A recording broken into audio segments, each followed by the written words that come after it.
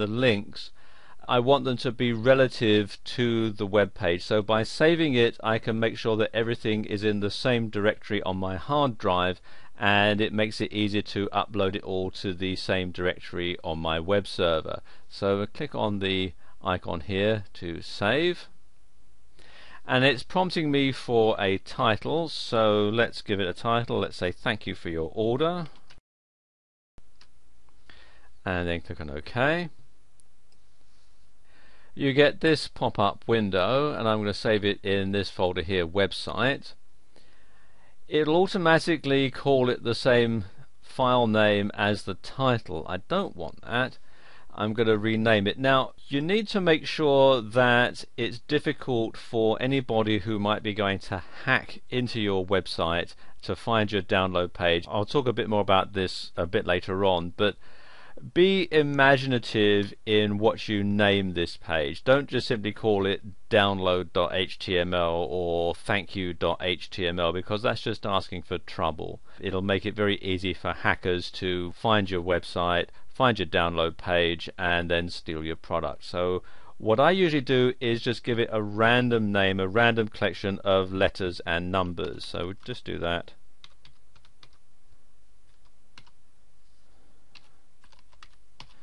And that makes it very difficult for somebody to hack into it and find my download page. Okay, and click on save. Right, now we need to start filling in the content for our download page. If you sell a product and you're using a third-party credit card processor, it's a good idea to fill in some information about what's going to show up in your customer's credit card statement, so they don't think, oh, hang on a minute, I don't recognize this charge, and get onto the credit card company and complain, and they'll have that as a charge back, and that'll count against you. If you're selling a ClickBank product, they absolutely require you to have this. So let's just enter some information in about that. And there we go, that's put in now.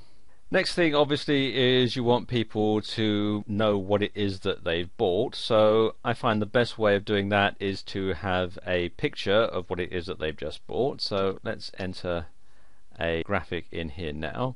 So click here where it says image, and then we want to choose the file that we're going to import.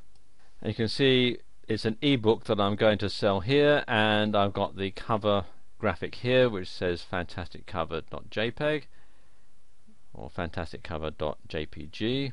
So click on that and then click on open, and you can see this little box here is automatically checked that says that the URL is relative to the page location. That way you don't have to put in a great big long URL. We want some alternate text just in case it doesn't load up into the customer's web browser properly. So let's say this is an ebook cover.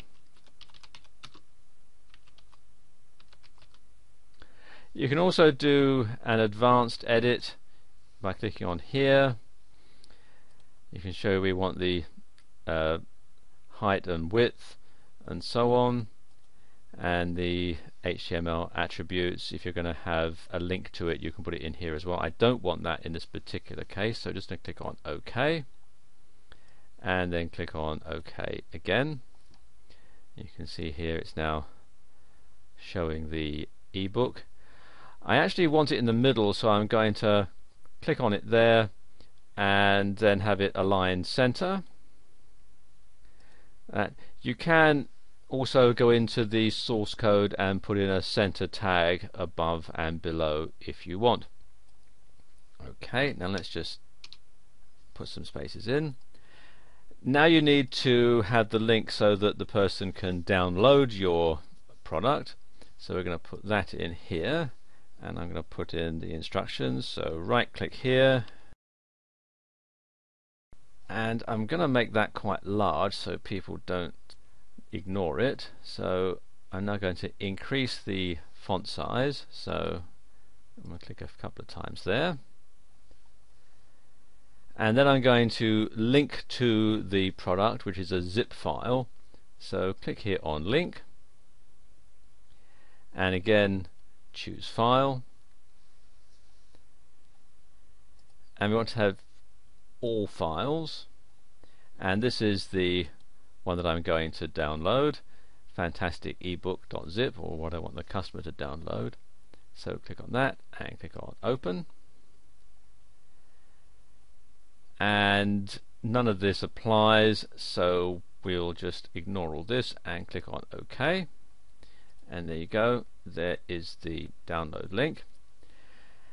Now if you are selling a product which is going to require some extra software for your customer to use it, it makes sense to include a link to where you can download that particular piece of software. Now there are two pieces of software that the customer of this product is going to need.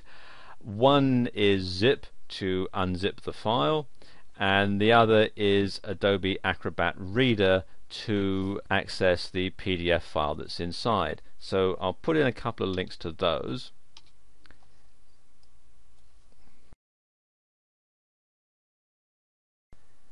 Now I'm going to insert the link where people can download Zip from.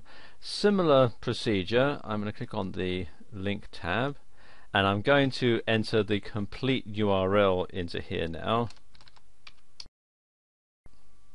Then you want to have the target where the link is going to be open. I'm going to click this one so that it'll open the link in a new window.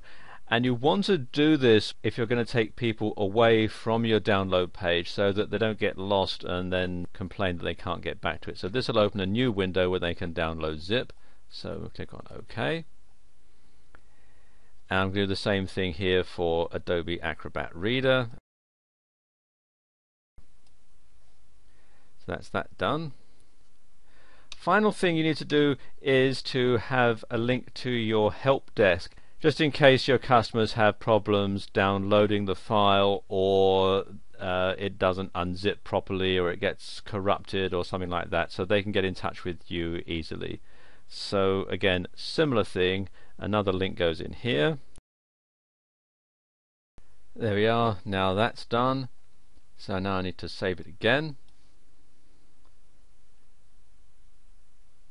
And now I can just go ahead and make a few changes to the text to make it look a bit neater. First thing I'm going to do is change the typeface, because I don't really like this one, so I'm going to highlight all of that, and then I go to Format, Font, and then I want this one here, Helvetica Arial,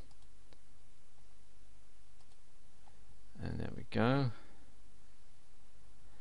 You can see it's changed the spacing a little bit, so I don't want an orphan on there, so I'm just going to delete where it says from. The link will still work, as you can see, and then I'm going to put a heading here. I'm going to change this and make it the heading, so come here to where it says body text, click on the little arrow, select heading 1, there we go, and it says thank you for your order, and then I'll save that again. Now the last thing to do is to stop the search engines from listing this, and the simplest way to do this is to edit the source code. Click here on the source code tab, and up here in the head tag area you want to put a meta tag for the robots. So we type here left arrow meta space name equals quotes robots,